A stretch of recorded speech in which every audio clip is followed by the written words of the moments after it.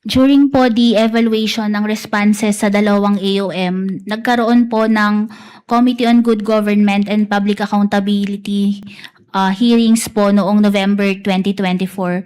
At dito po nagkaroon ng statement si Ms. Gina Acosta, ang Special Disbursing Officer ng OBP, na by the directive of BP Sara, binibigay po niya ang cash advance for confidential fund kay Colonel Raymond Dante Pila Chica.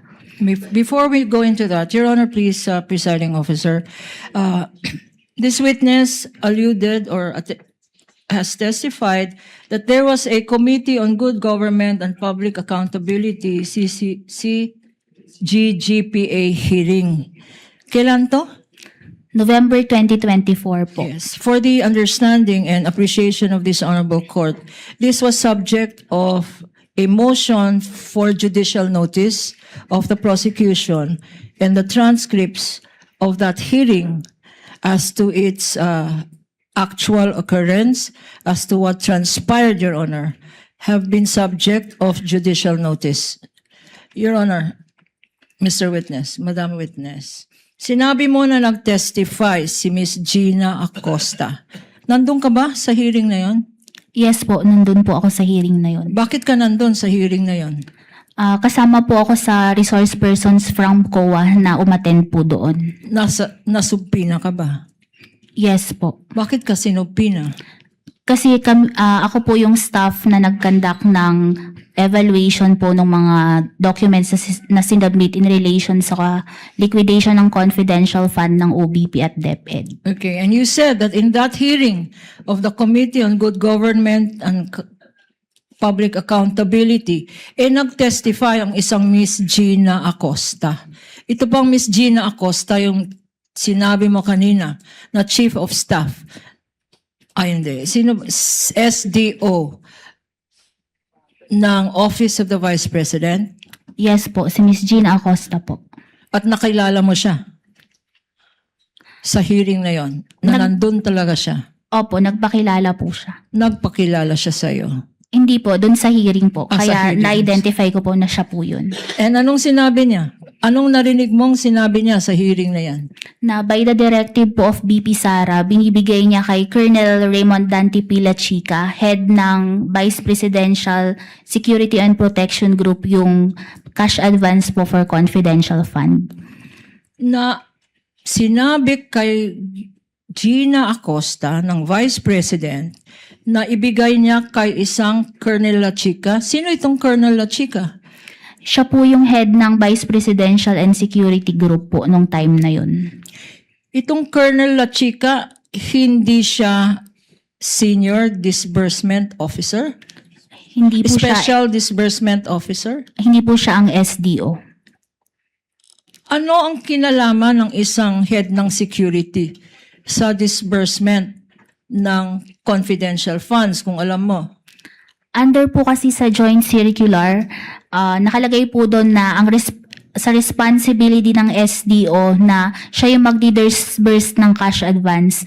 And meron din pong provision under 6.1.1 na hindi under no circumstance shall cash advance for confidential fund be transferred from one accountable to another po. So, kung ano ang nakalagay sa circular na yan, 6.1.1, yun lang dapat ang officer na dapat mag-disburse ng pondo. Yes po, si SDO lang po. Paano kung ang Vice President mismo, Vice President, yung head ng agency, ang siya mismo nag-instruct kay Ma'am Gina Acosta na bigay ni Gina Acosta kanyang SDO kay Colonel La Chica.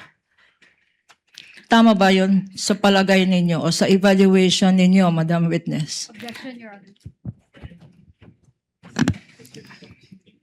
Kindly turn on the mic of the counsel for respondent tech.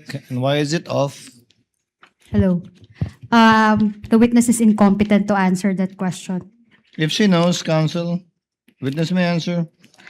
Under If po you know, Eileen. If you don't, you can also say so. Okay po, thank you po, Your Honor. Under po kasi sa joint circular, it is the SDO na mag-disburse ng cash advance.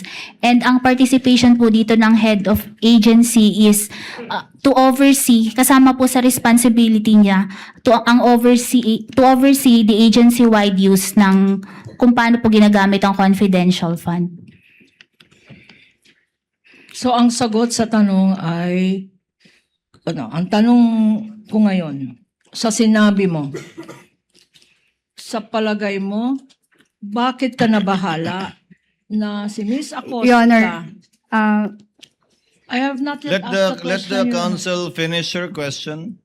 Council for response. Why does it concern you, as you stated, that Miss Acosta admitted to transferring the confidential funds Your Honor, to please. Colonel La Chica? Are you done, Attorney Kupunan? Yes, Your Honor. Yes, council for Your Honor, response. the witness did not say that she was concerned about it. So that's a leading question.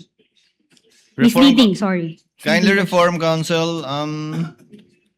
You already established that the witness heard Gina Costa under oath testify that she was instructed by the Vice President to give the funds to What observation Colonel La or significance did you draw from the admission by Ms. Acosta in this Committee on Good Government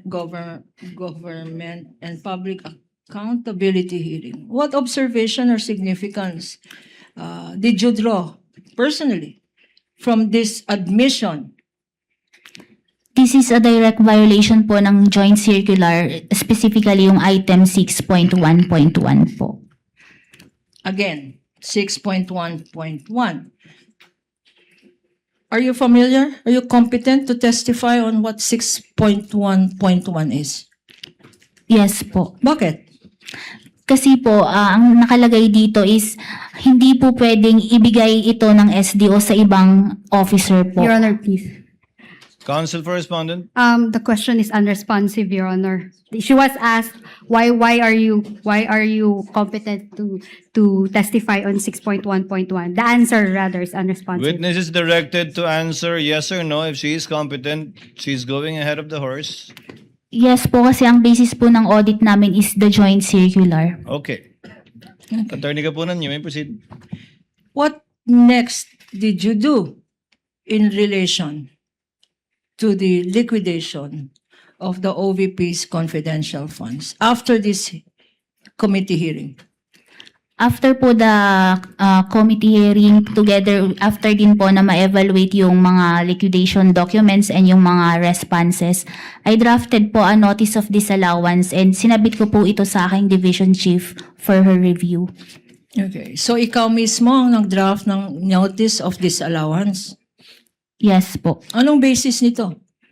Itong notice of disallowance. Ang una po is yung yung kanina pong nabanggit ko na yung directive ni BP Sara na ibigay ni Miss Gina Acosta yung cash advance for CF kay Colonel La Chica, which is violation of under 6.1.1 of the joint circular. And after the evaluation po nung responses, the amount of 261,300,000 was also disallowed kasi nga po yung payment of rewards amounting to 62 million were not supported with documents evidencing success.